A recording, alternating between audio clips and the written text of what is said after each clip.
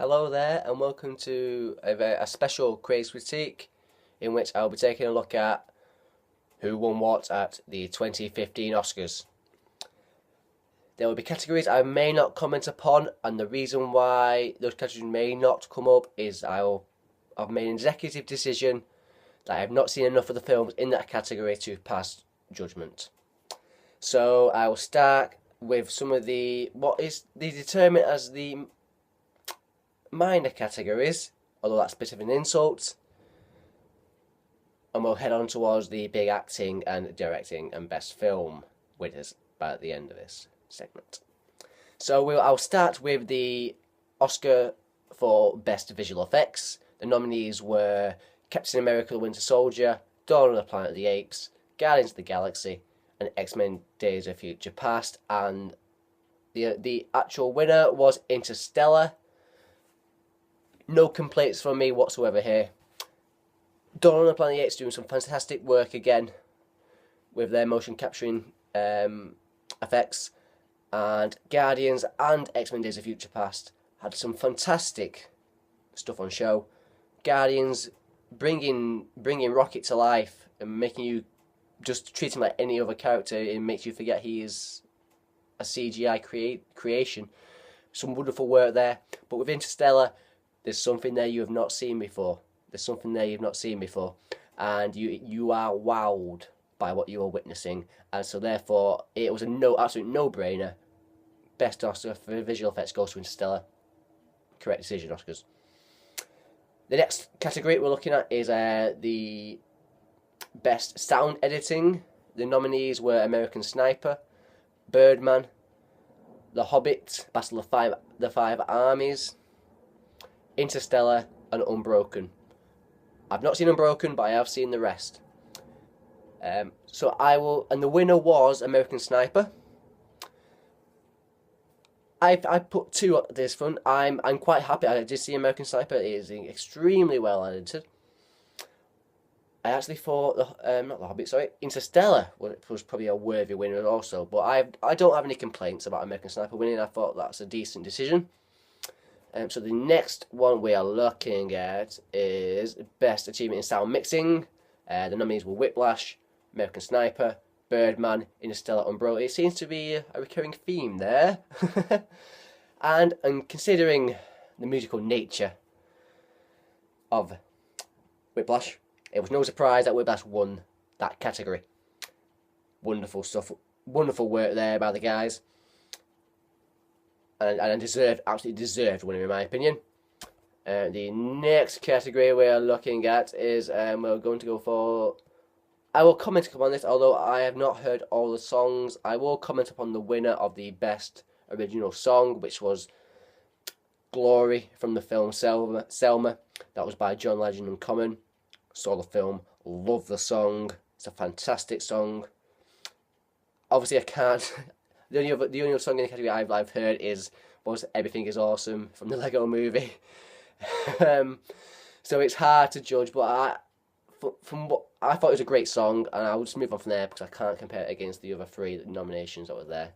And so the next award was the Best Original Score.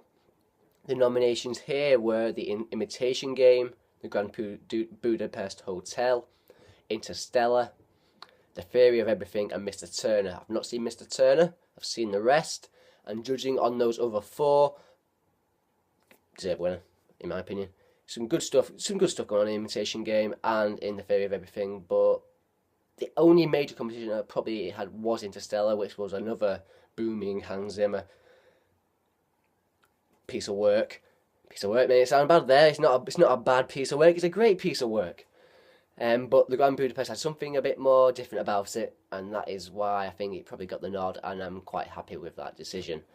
The next category we're looking at is there was only 3 nominations in this category, and that was the Best Achievement in Makeup and Hairstyling.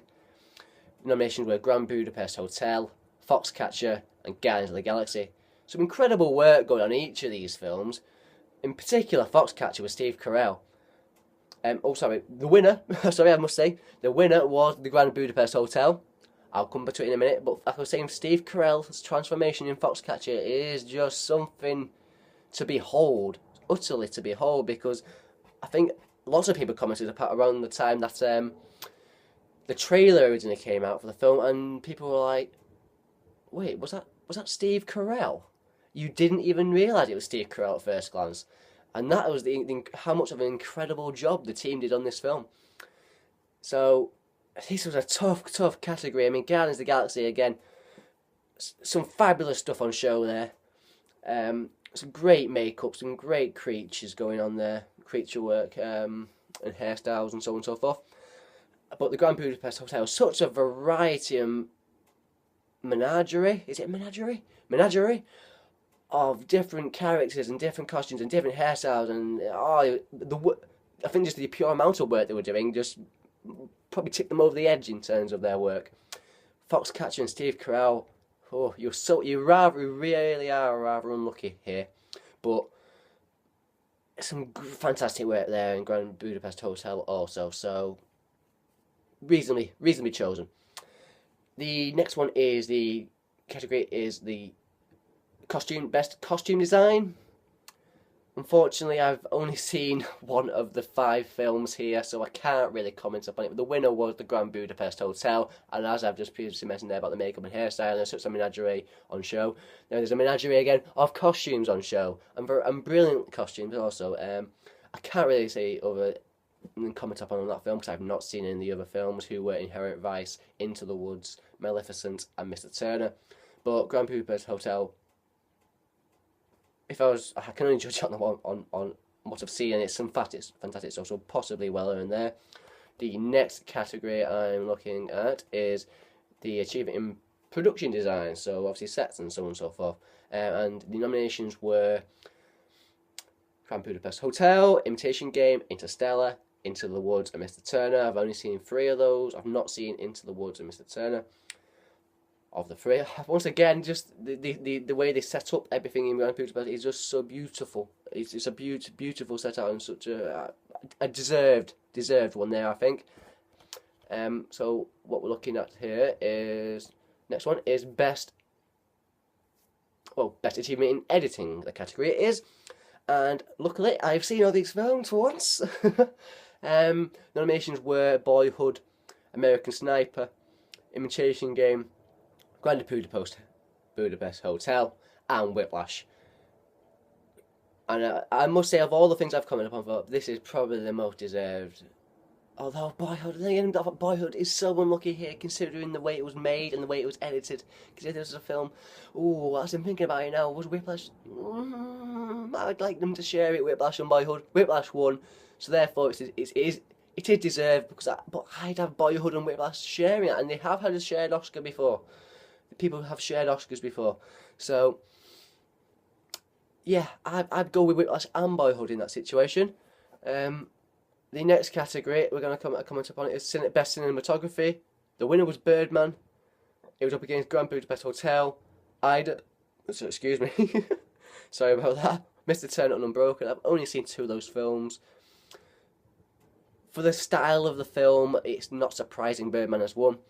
So yeah, I can only compare against Grand Budapest Hotel, but I thought it's probably a deserved winner there. I could say of the films nominated. The next one is the best animated feature film of the year, and I've only seen 3 of these 5. There was already be a big uproar. The fact that the Lego Movie was not one of those. It's happened. I can't come up upon it now because it wasn't one of the ones. So in terms of the 5 that were there and the 3 that I've seen, which were Big Hero 6, The Box Trolls, and How to Train Your Dragon, I've not seen Song of the Sea and The Tale of Princess Kaguya. But of those 3, Box Trolls, How to Train Your Dragon, and Big Hero 6, I loved Big Hero 6 and I loved How to Train Your Dragon. Box Trolls I thought was pretty alright. Of the 2, which was probably the most best in achievement, there's some good emotional stories going on with these 2 films. Does it edge out How to Train Your Dragon 2? It's a really tough one there. It's a really tough one for me. I would probably say maybe it's the fact that it's fresher in my mind and seeing it. Big Hero 6 probably does just deserve it, but I may come to regret that maybe once I rewatch How to Train Your Dragon. But that was what happened, and I think the next category we've got is best adapted screenplay, isn't it? Best adapted screenplay. Nominations were Imitation Game, American Sniper, Inherent Vice, Theory of Everything, and Whiplash.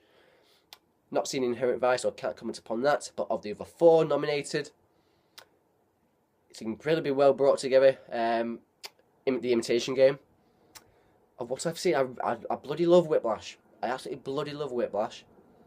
Theory of Everything, yeah, it's okay, pretty decent. And American Sniper was pretty, yeah, again, pretty well okay, pretty decent. But there, I think it was between Whiplash and Imitation Game. I just love some of the dialogue on Whiplash. But no, yeah, Imitation is a probably deserved winner also. I hate to agree with the Academy. Don't worry, we'll get to my opinions on disagreeing with them very, very soon, I can tell you that. But yeah, Whiplash or Imitation Game I thought would deserve winners. Imitation Game won, so there we go. Fair, fine by me. The next category is Best Original Screenplay. And this is usually a hot topic, a hot property one to win this one. As an original work piece. The nominations were Birdman, Boyhood, Foxcatcher, The Grand Budapest Hotel, and Nightcrawler. Now I've seen all these films, so we're in good stead here. I thought Foxcatcher's dialogue and writing was pretty good. I thought Grand Budapest Hotel was extremely good. I thought Nightcrawler was extremely good also. Birdman, I thought was pretty okay, pretty alright. And Boyhood, I thought was something special, something special. It is a very, very tough category, this one. Like I say, I loved Nightcrawler, I loved Grand Budapest Hotel, and Boyhood was something else also. Birdman won. I probably wouldn't have awarded it. I thought some of it was a bit disjointed. I personally would have probably gone for, who would I have gone for? I love Nightcrawler, and it would have been an absolute long shot there, and it was a long shot for it to win, but I loved it. I've championed Nightcrawler before, and I'm very disappointed in again on more nominations. But yeah, so I think that's the one they got wrong there in terms of writing originally for screen. But Birdman won. I think Nightcrawler should have won, and I also think Grand Budapest Hotel and Boyhood were better also than Birdman. So I think there was 3 films there. Sorry, not 3 films, 4 films there that were better and more deserving. Now we get to the big boys. We will go to the Best Supporting Actress, or big girls even.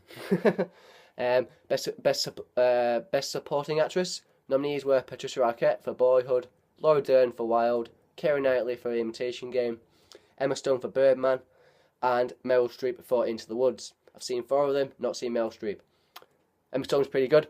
Keira Knightley's pretty good. I've not seen Laura Dern either. Patricia Arquette, deserved.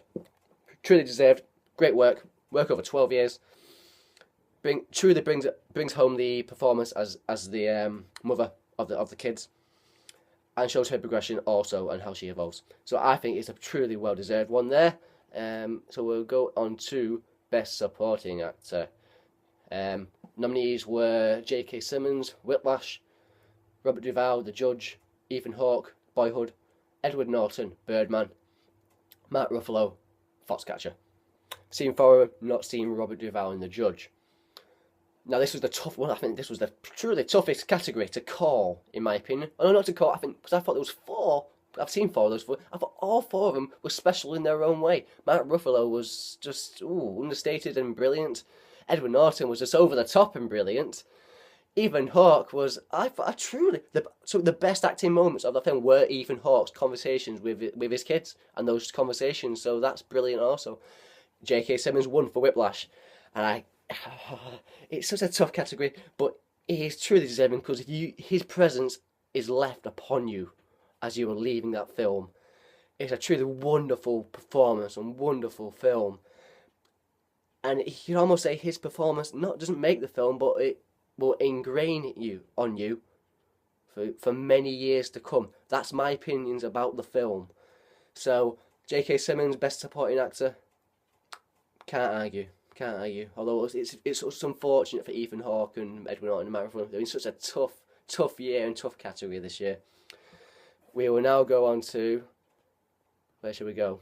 We shall go to Best Actress, shall we? Best Actress. Problem is, I've only seen 2 of the 5, so I can't really comment upon it. I'll mention the ones I've seen. Felicity Jones for The Fairy of Everything, Rosamund Pike for Gone Girl. Ones I've not seen of Reese Witherspoon for Wild, Marion Cotillard for 2 Days, One Night, and the eventual winner, Julianne Moore for Still Life, because it hasn't actually opened here in the UK yet. So unfortunately, I've not managed to see this one. It is next week. It opens a week on Friday for me, so I'll be seeing that. Rosamund Pike was brilliant. Felicity Jones was pretty damn decent also. She brings a good performance up against Eddie Redmayne. So I can't really comment upon that in terms of the winner. We will go on to, I think we've only got 2 big categories left, haven't we? Oh no, we've got 3 big categories, so we'll go to Best Actor. Best Actor nominees were Steve Carell in Foxcatcher, Bradley Cooper, American Sniper, Michael Keaton, Birdman, Benedict Cumberbatch, The Imitation Game, Eddie Redmayne, The Fairy of Everything. I've seen all 5. Bradley Cooper, I've mentioned in a review previously, he's unrecognisable. I think it's his best performance to date. Michael Keaton is just a... Where did that come from? I mean, where did that come from Michael Keaton? Fabulous performance, Michael Keaton. Benedict Cumberbatch, I mean, us in the UK know Benedict so much, and you are also getting to know him a lot better now in the US. I speak to and speak to the people in the US. It's unlikely at this very moment, I think, if it's fair in time, that I'm expanding that reach in any way, shape or form. And Steve Carell in Foxcatcher, once again, we're talking about where did that come from. Where did that come from, Steve Carell? Who knew you had that in your locker? Seriously. Whew. Once again, this is a tough category because I thought there were some really good performances in this. Eddie Redmayne won for Best Actor. Really, in the end, I probably can't complain too much about the performance. It's a very tough category. There's probably some that I quite liked in there. I thought Benedict Cumberbatch was very good, and Michael Keaton was very good. And like I said, I keep saying everyone's very good. Bradley Cooper and Steve Carell. But I think partly because of the way it was shot, the film, and the way he had to tone his performance and the stages of ALS. I think the fact that he had to bring in certain moments, because it wasn't shot in a linear point, in a linear way. He had to get that moment in time right, and then suddenly go back to a point where it was before, and then go to something after he's going to something before, and then goes back to something after. So in terms of that and the way it was done, I can't really argue with Eddie Redmayne, to be honest. Alright, let's go on to the really big 2 now, which are gonna strike really big feelings from me here. Let's go. Should we go directing or should we go picture? Director or picture? Let's go Best Director. And Best Director, the nominees were... Oh, sorry, I'm really sorry about this. I just scan down here. Best Director. Oh, sorry about this. So the nominees for Best Director were Alejandro Gonzalez I can't say his name. Inarritu, Richard Linklater. Sorry, that was Inarritu for Birdman. Richard Linklater for Boyhood. Bennett Miller for Foxcatcher. Wes Anderson for The Imitation Game. Sorry, not Imitation Game. Wes Anderson for The Grand Budapest Hotel. And Morton Tilden for The Imitation Game. Now, I have very strong feelings about Birdman as a film as a whole. I think it's a very disjointed film. There's some absolutely fantastic stuff in there, but there's equally some jarring stuff and some stuff that puts me off. So I'm not the biggest fan of Birdman. So for him to win the Best Director, when I thought Richard Linklater for Boyhood was an unquestionable winner.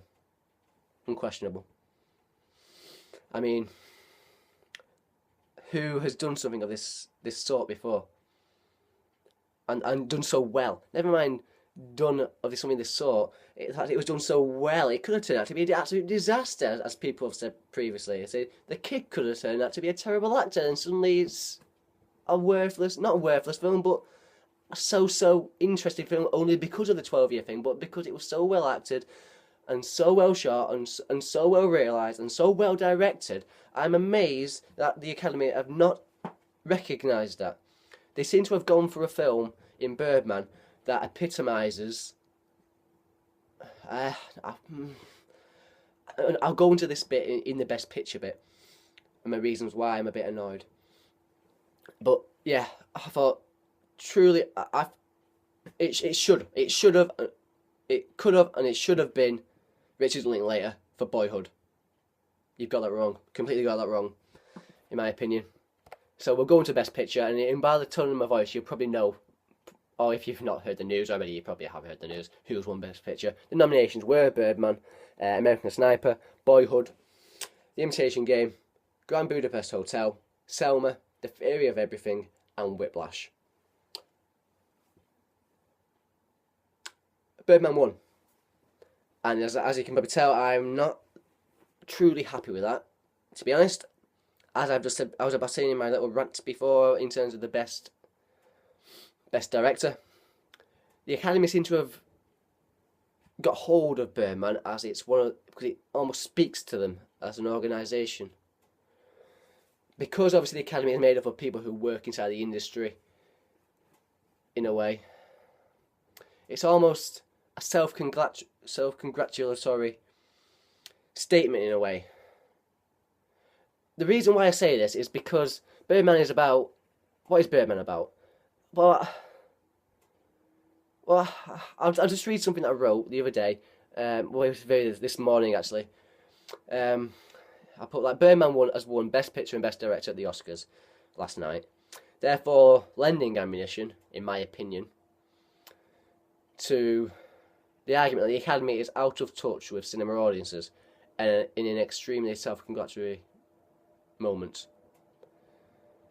By awarding a film that is about acting, fading stars, about acting, fading stars, the theatre, and how you become less relevant as the years progress.